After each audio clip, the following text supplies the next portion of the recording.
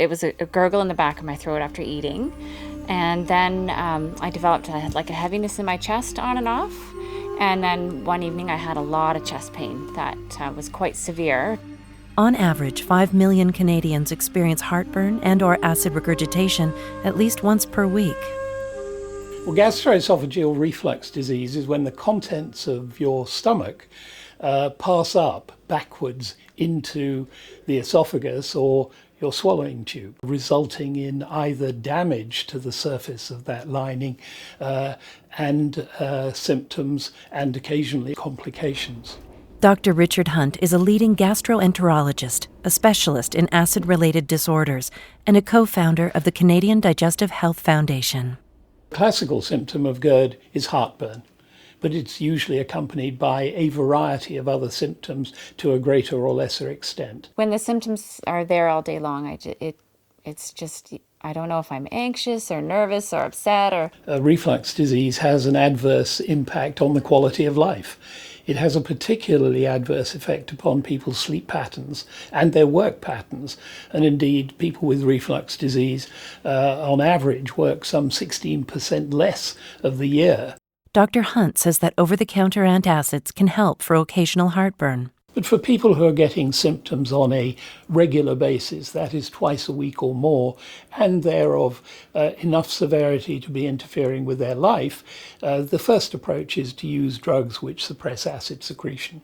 And we have two groups available, the H2 receptor antagonists and the proton pump inhibitors. With the medication and then lifestyle changes, I find just that combination is working. The medication taken sometimes doesn't work. I have to take it every day. What I like to say to patients who have GERD is that they do have a real disease that has an adverse impact on their quality of life, that it is associated with complications if it isn't properly treated and controlled, that they should look at their lifestyle and their therapeutic options and to take these seriously, that the drugs that we have available are very effective, but they're also very safe. I think the most important thing is that the symptoms can be subtle, but they're still causing damage. So it's really important that even if you think you have it, to have a thorough checkup and get treatment. These days, patients are much better educated and they're more interested in their own health problems.